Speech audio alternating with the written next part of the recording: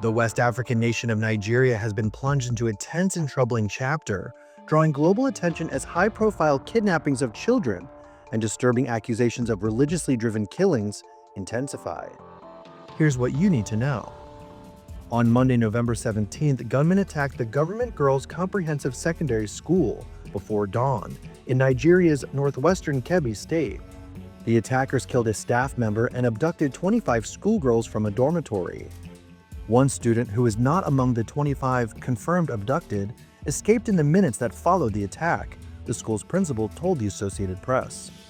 He also said that another schoolgirl among the abducted escaped her captors and arrived home safely later Monday night. Security forces, meanwhile, visited the school hours after the attack and directed soldiers to conduct intelligence-driven operations and relentless day and night pursuit of the abductors, according to an army statement. No group has claimed responsibility for taking the missing girls, but analysts and locals say it could be one of several gangs that often target schools, travelers, and remote villagers in kidnappings for ransom. Mass school kidnappings are not uncommon in northern Nigeria, where dozens of armed gangs of mostly nomadic herdsmen and, more recently, jihadis operate. Most notably, back in 2014, 270 schoolgirls were kidnapped by the extremist terror group Boko Haram in the northeastern town of Chibok. While many of the girls managed to escape or were later released, some have never been returned. Schools are often strategically targeted for kidnappings in order to gain more attention, analysts told AP. The troubling new kidnapping comes after the nation had been already under intense pressure in recent weeks over claims of religious violence and killings towards Christians in the country. Since 2009, the Islamist militant group Boko Haram, which later split into an offshoot of ISIS to become the Islamic State West Africa Province, have launched an insurgency in Nigeria. Since then, more than 125,000 Christians have been slaughtered and 19,000 churches have been destroyed, according to a report by non-governmental human rights organization Intersociety. However, some analysts have said that such figures may be exaggerated, arguing that religious identities aren't always reported and motivations of attacks can be unclear, making breakdowns of violence by religion impossible, according to the Associated Press. On November 1st, President Trump warned in a Truth Social post that the United States would go into the African nation guns a-blazing with military force if they don't stop Islamic extremists from killing Christians.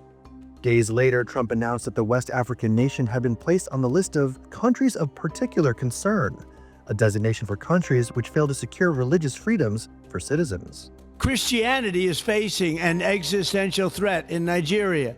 Thousands and thousands of Christians are being killed. Radical Islamists are responsible for this mass slaughter. I am hereby making Nigeria a country of particular concern. That's a legal definition. Nigeria's population of 220 million people is split nearly evenly by Christians and Muslims, with the Christian population focused in the south and its Muslim population concentrated in the north, where most attacks occur, according to the Associated Press.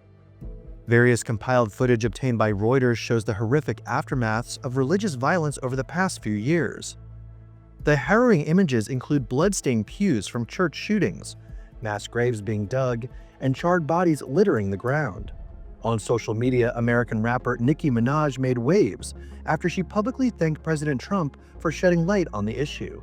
On Tuesday, she participated in a United Nations event with U.S. Ambassador Mike Waltz to discuss the troubling conflict. Faith is under attack in way too many places. In Nigeria, Christians are being targeted, driven from their homes, and killed. Churches have been burned. Families have been torn apart, and entire communities live in fear constantly, simply because of how they pray. Since the U.S.'s placement of Nigeria on the countries of particular concern list, the country's foreign ministry vowed, the federal government of Nigeria will continue to defend all citizens, irrespective of race, creed, or religion. Like America, Nigeria has no option but to celebrate the diversity that is our greatest strength.